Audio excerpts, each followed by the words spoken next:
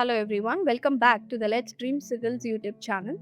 Today we are going to discuss a very important current affairs related to electoral integrity, constitutional provision and internal security.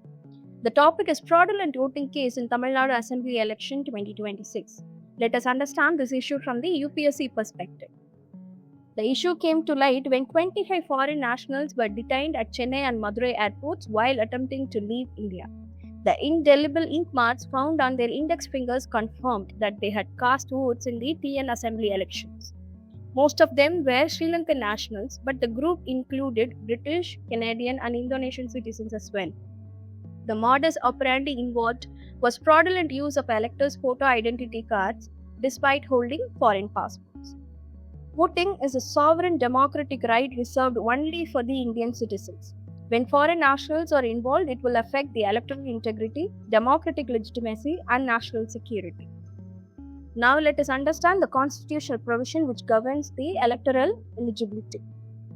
According to Article 326, the elections to the House of the People, that is Lok Sabha, and to the legislative assemblies of state to be on the basis of adult suffrage. That is, the eligibility criteria according to Article 326 is adult suffrage, which is every person who is a citizen of India and not less than 18 years of age is entitled to be registered as a voter. This clearly shows that Indian citizenship is the foundation of voting rights in India. So, if a person acquires a foreign citizenship, they will automatically lose the constitutional right to vote because India does not support dual citizenship. Now let's move on to the election laws which defines the voting rights. We have Representation of the People Act 1951. Section 31 of this RPA makes the false declaration in electoral rolls a punishable offence.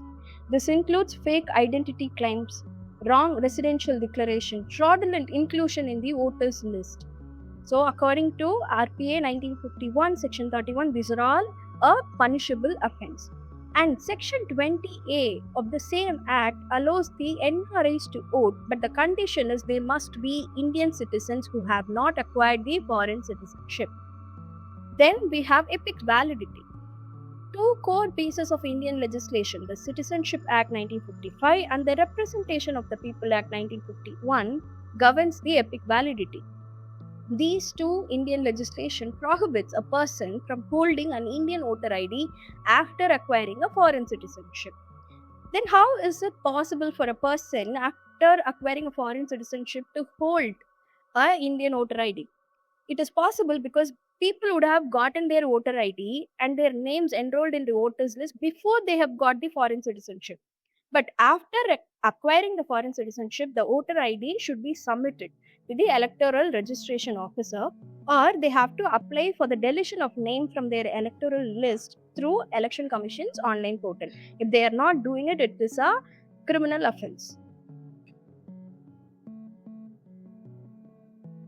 Now let's move on to the Bharatiya Nyaya Sanhita 2023, a criminal law provision that governs the illegal voting conduct. The accused were booked under Bharatiya Nyaya Sanhita, which replaced the Indian Penal Code. Now let us understand the key sections under this Bharatiya Nyaya Sanhita, which is relevant to this current affair. Section 172, punishment for the personation at election. This deals with the people who votes in the name of another person or who votes while they are not eligible to vote in the election at all. And then we have Section 318 Clause 2, pertains to cheating and dishonestly inducing delivery of property. This deals with the fraud where they obtain a EPIC through fraudulent means. And then Section 336, forgery of valuable security or will, that is forging an address proof. So these are all criminal offence according to Bharatiya Nyaya Sanhita. Let us examine the legal provisions which prevents the foreigners from the political participation. The Foreigners Act 1946, this regulates the entry, stay and departure of the foreigners. Illegal voting violates the condition under which the foreigners are permitted to stay in India. Then we have the Passport Act 1967. This makes Indian origin person who renounced the citizenship holding on to Indian identification documents illegally a criminal offense. That means after you renounce the citizenship, you cannot hold on to passport, Aadhaar card, or any Indian identification document. That is a criminal offense. There is a national security angle to this issue. The electoral interference by a non-citizen is seen as a breach of democratic sovereignty. That is why the issue goes beyond a simple fraud. It enters the domain of internal security. Democratic processes are part of national security architecture because elections determine the political legitimacy of a country. This issue also exposed the loopholes in SIR. Under the special intensive revision, an adult family member can sign a declaration on behalf of an absent elector. So, this provision was misused by the relatives. The relatives falsely declared foreign settled family members as currently settled in India. Door-to-door verification failed to identify the non-citizens who had already migrated to abroad. As a result, more than 100 foreign nationals reportedly remained on the Tamil Nadu electoral rolls, despite recent cleanup attempts.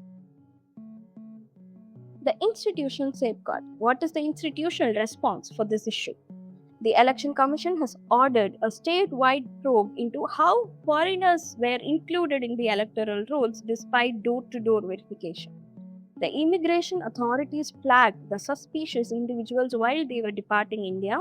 They also provided the travel data showing that some individuals had entered India shortly after the election notification. The state intelligence agencies coordinated with the ECI to identify the patterns of fraudulent voter registration among the overseas settlers. What is the conclusion and the way forward? This issue clearly highlights that there is a gap between legal provision and the implementation of it. Database integration. The Election Commission's data should be linked with the immigration and the passport database. And then we need a stricter verification. The authorities should move beyond a simple declaration by the family members for permanent residents. And then the public awareness. Sensitizing this issue to the Indian origin foreigners about the loss of voting rights upon acquiring foreign citizenship. Thank you everyone for watching this video. If you find this video helpful, kindly subscribe to the channel for more such informative videos. Thank you. Stay tuned.